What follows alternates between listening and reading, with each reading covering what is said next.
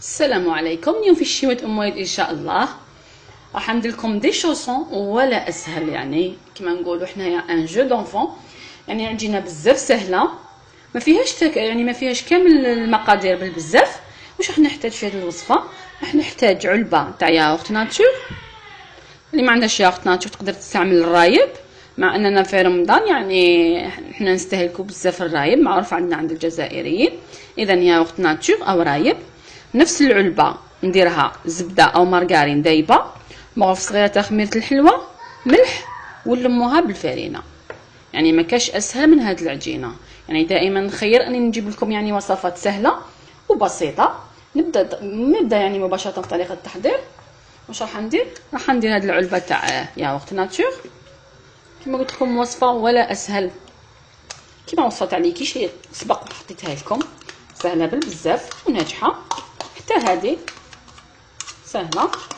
اذا علبه تاع ياغورت ناتور ندير نفس العبر تاع زبده او مارغرين دايبه كما انا نشوفوا، ذوبتها ودرتها. يعني نديروا نفس الكيل كما ديري الياغورت ناتور، ديري الزبده ولا المارغرين بهذه الطريقه، نخلطهم. كما قلت لكم انا دائما نعطيكم مقادير قليله. ها هي ندير لها مغرفه صغيره تاع خميره الخبز، مغرفه صغيره فقط. ندير لها شويه تاع الملح، ما ننساش اليوم ان شاء الله.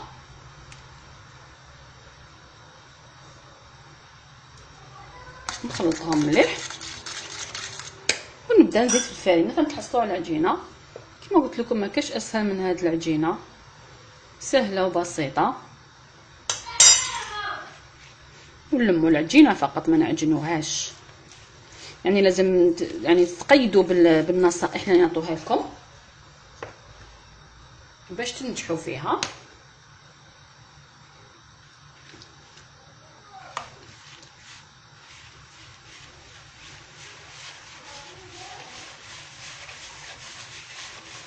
بهذه الطريقه غير بصباحتينا كما الصابلي، كما المعجنه تاع الصابلي. وما تنعجنش العجينه، تتلم فقط. على بها دائما نقول لكم يعني كي تلموا في العجينه دائما لموها في حاجه هكذا ان كرو، يعني في تبصير غابي، راح تجيكم العمليه سهله. ها هي العجينه تاعي تلمت ولا اسهل. نخليها ترتاح في الوقت اللي نوجد لافارس تاعي، ونعاودوا نرجعوا ليها ونخدموا بها.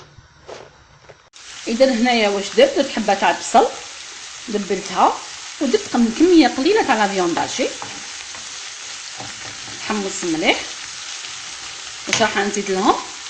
راح نزيد لهم ربطه تاع السلق، غليناها انا نغليها في الماء عادي، من بعد نصفيها ونعصرها مليح. ها هي نديرها معاهم وندوزنها ملح وفلفل اسود.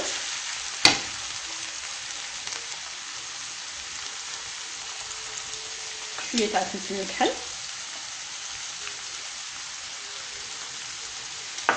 ندير لهم المعدنوس،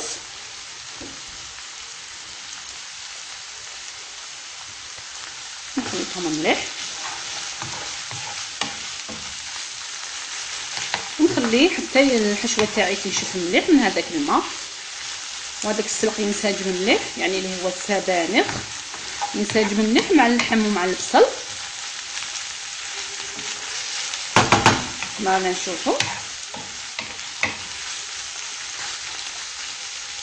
خليها تنشف مليح ونطفي عليها ونكملوا لي شوفون تاعنا باذن الله. اذا هنا الوقت اللي طابت لافارس تاعي، راني حطيت العجينه ونفتحها بالحلال. كما قلت لكم هاد العجينه ما لازمش تعجن، لازم تاخذوا بعين الاعتبار النصائح اللي نعطيهم لكم باش تنجحوا فيهم، لانه الا عجنتيها مش راح تنجح لك العجينه. اذا نفتحها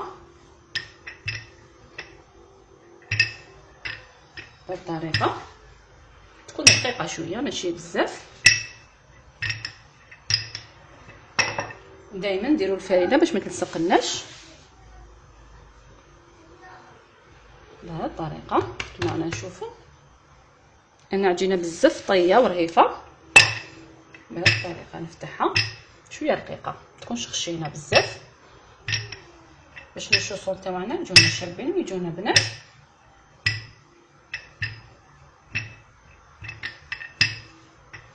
يعني هاد العجينه تشبه بزاف لاطاط صابلي، تجي شابه هاد العجينه. انا واش راح ندير، راح نطبخها، راح نستخدم هاد البول تاع الشوربه، ولا ديري واش حبيتي.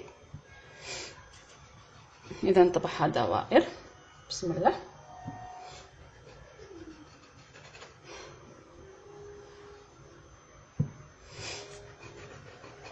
قلت لكم وصفه سهله، الاخوات كامل يطلبوا الوصفات السهله. اذا حتى انا نحب الوصفات السهله، يعني حتى انايا يعني نكرههم الكوزينه والتعب تاع الكوزينه والوقاف تاع الكوزينه، نحبوا نطيبوا حاجه مليحه. اذا بهذه الطريقه نحي العجينه اللي بقات، لكن العجينه كي نحيها ما نعجنهاش. بهذه الطريقه نلمها بهذا الشكل كما راكم تشوفوا. لازم دائما تتبعوا الطريقه باش تنجحوا بهذه الطريقه. ومن بعد هاديه نعاود نفتحها كيما راهي، ندير لها الفرينه ونعاود نفتحها، يعني ما تعجنيهاش هكذا، نحطيهم فوق بعضاهم ونعاود نفتحها. هذه ثاني نطبقها ونديرها عليهم ونعاود نفتحهم مع بعض. اذا نحكم هاي العجينه تاعي، نحكم ندير لافاس. ها هي لافاس تاعي واجده هنايا طابت. وهنا لافاس ماكش مقيده بالسبانخ واللحم المفروم، هنا ديري واش حبيتي، ديري واش عندك في دارك. ندير مرسو تاع الفرomاج طري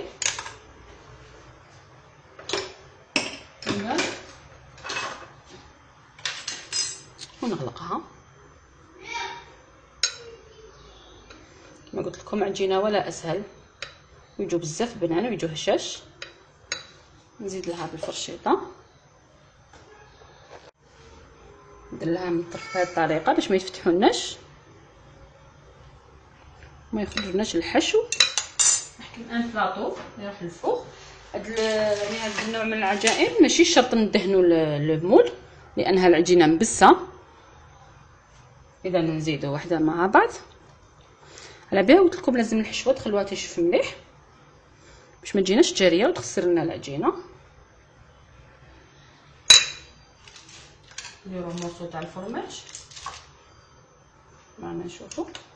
نغلقها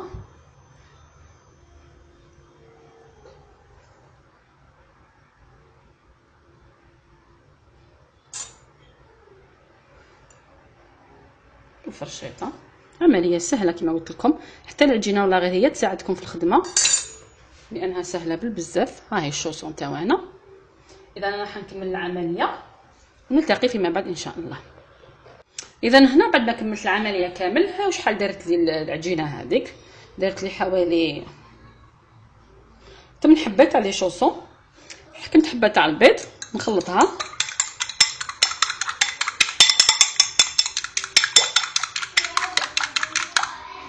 نديرها من الفوق على الوجه تاعها وندخلها طيب مباشره. يعني هذه العجينه ما نخلوهاش تخمر، يعني نخلوها ترتاح فقط لو طون اللي نوجدوا لافاس تاعنا، ونديرها على الوجه تاعها.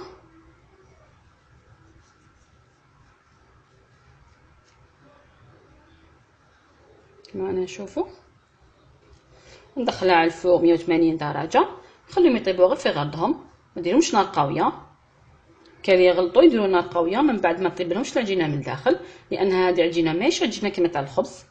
العجينه اللي دايره كيما تاع الخبز كيما لي كرواسون هذيك لازم لها نار قويه، لكن هاد العجائن لازم لهم نار متوسطه ونخليهم يطيبوا غير في غردهم باش يجونا شابين ويجونا هشاش. الا كثرتي النار مش راح تجيك بهذه الطريقه. انا حندير شويه تاع السانوج على الوجه، ولا ديري دجاجان ولا واش عندك هنا، لكن الاختيار واش ديري بهذه الطريقه. ونديرهم يطيبوا في الفوق تاعنا حتى يدوا لون شباب ونحيهم. اذا ها هما لي شوصون تاعنا واجدين، ها هما طابو.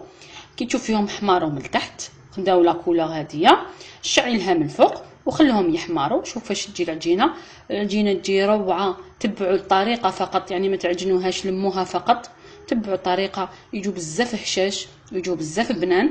نتمنى انكم تجربوها وتنال اعجابكم، وجربوها ورجعوا لي الخبر يعني الا عجبتكم. وشو نقول لكم، يعني الا عجبتكم الوصفه ما عليكم غير ديروا لي جيم لا فيديو وتشاركوا في القناه، ويعني تبعوني على صفحتي على الفيسبوك شيوات وليد. والى الملتقى ان شاء الله مع وصفه جديده، والى اللقاء.